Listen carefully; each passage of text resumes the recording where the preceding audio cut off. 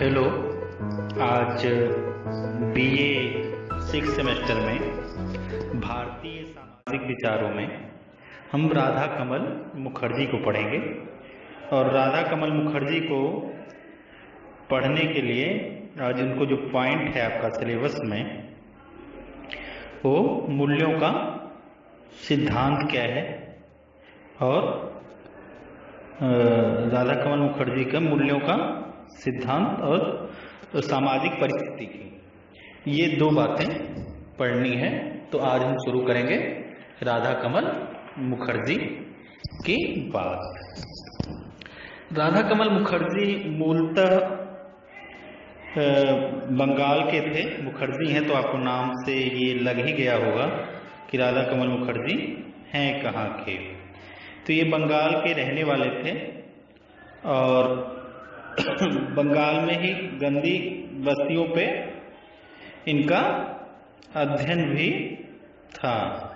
और जो इनकी अवधारणा पढ़नी है हमको, वो पढ़नी है कि सामाजिक मूल्यों का सिद्धांत, जिसके लिए बहुत प्रसिद्ध रहे, और सामाजिक परिस्थिति की क्या है। लखनऊ विश्वविद्यालय में ये आते हैं और लखनऊ विश्वविद्यालय में अर्थशास्त्र के साथ समाजशास्त्र का एक डिपार्टमेंट खुलता है और उसके ये पहले अध्यक्ष होते हैं। एक तरह से आप कह सकते हैं कि ये उत्तर प्रदेश के समाजशास्त्री पिता के रूप में इनको माना जा सकता है। तो 1921 का दौर, आज के 1 साल बाद 100 साल हो जाएंगे लगभग, और 100 साल बाद भारतीय समाजशास्त्र जब इंडियन सोशियोलॉजिकल थिंकर जब जन्म ले रहे थे, और उसी के दौर में उत्तर प्रदेश में समाजशास्त्र विषय की एक नींव डालने वाला समाजशास्त्री जो लखनऊ विश्वविद्यालय में आता है, और वो डिपार्टमेंट खोला जाता है इकोनॉमिक्स और सोशियोलॉजी मिला के, ठीक। और ये 1921 की बात है। और हम बात करना चाहते हैं राधा कमल मुखर्जी का माइंड सेटअप क्या था। वो पहले इतिहास में रुचि रखते थे, फिर इतिहास में रुचि, इकोनॉमिक्स के विद्यार्थी थे। तो इन सब सारी चीज़ों से उनका एक कलेवर तैयार होता है। राधा कमल मुखर्जी 7 दिसंबर 1889 में जन्मे थे और समाजशास्त्र और के प्राध्यापक होने के साथ ही लखनऊ विश्वविद्यालय में ये उपकुलपति वाइस चांसलर भी, उस वाइस चांसलर के पद को भी सुशोभित किए थे लखनऊ विश्वविद्यालय के। और उत्तर प्रदेश के समाजशास्त्र के प्रेरिता के रूप में ये विख्यात हैं, जैसा हमने ऊपर जिक्र कर दिया है। भारतीय प्रोफेसर मुखर्जी इतिहास के अत्यंत मौलिक दार्शनिक थे। वे 20वीं सदी के बहुविज्ञानी समाज वैज्ञानिकों में से एक थे, जिन्होंने विभिन्न विषयों अर्थशास्त्र, समाजशास्त्र, मानवशास्त्र, परिस्थितिकी विज्ञान, दर्शन शास्त्र, मनोविज्ञान, साहित्य, समाजकार, संस्कृति, सभ्यता, कला, रहस्यवाद, संगीत, धर्मशास्त्र, अध्यात्म, आचार शास्त्र, मूल्य आदि के विभिन्न अनुसंधानों में अपना बहुमूल्य योगदान प्रदान किया। जब ये बात मैं आपसे कर रहा हूँ तो काशी विद्यापीठ में श्यामधर प्रोफेसर श्यामधर की बात याद आती है। उनके गुरु थे बंशीधर त्रिपाठी जी, और बंशीधर त्रिपाठी जी जो कलेवर तैयार करते हैं, जो बताते हैं, उन्हीं के शिष्य रहे हैं वो।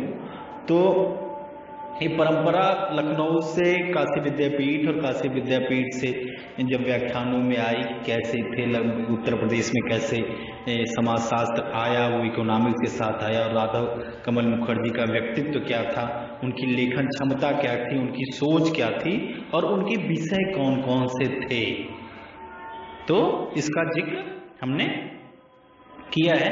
और लगभग 50, अपने जीवन में लगभग 50 पुस्तकों को उन्होंने उसने लिखी, और इन सब कारणों के कारण ही 1962 में उनको पद्म विभूषण पुरस्कार मिलता है। उनकी 2 पुस्तकें बहुत ही चर्चित रही हैं, जिनका मैं यहीं पे जिक्र कर दूं, और वो हैं the fundamental of Indian economics और दूसरा the culture and the art of India.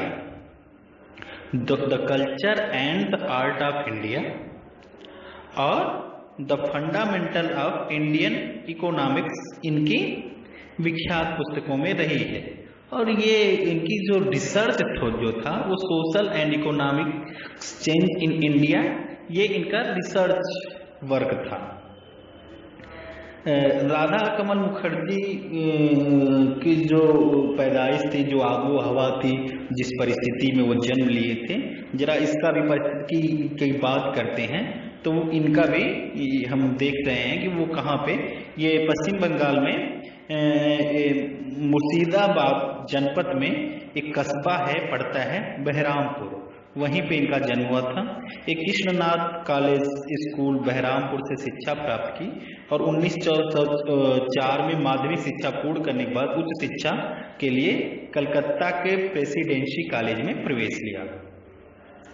अब ये चीजें थी और इनकी जो किताबें थी, the 3 ways, the way of transcend in the religion and the social norm, social sociology and mythical, the theory of art mythical, the fundaments of Indian economics, the rural economics of India, religion sociology, the land problem of India जो 1927 में आई, introduction of social psychology, field and farms, religion, man and habitation and his habitation, the social structure of values जो 1949 में एक पुस्तक आई, the social structure of value, जो मूल्यों का समाजशास्त्र आप पढ़ेंगे जो ज़्यादा मूल्यों की अवधारणा के लिए ये ख्यातिबद्ध हैं। The social structure of value ये पुस्तक आई थी 1949 में। Race, lands and food, the social function of art, ये तमाम उनकी किताबें हैं। और लखनऊ विश्वविद्यालय के साथ ये जेके इंस्टीट्यूट के निर्देशक भी जीवन भर रहे। और राधा कमल मुखर्जी का जो व्यक्तित्व था, जो मूल्यों की सिद्धांत की बात करते थे, वो बताते हैं बंशीधर त्रिपाठी जी कि एकदम सात्विक विचारधारा वाले, सुबह उठ के 3 बजे उठ जाते थे, स्नान करने के बाद गीता पढ़ते थे और फिर लिखते पढ़ते थे, फिर जाते थे।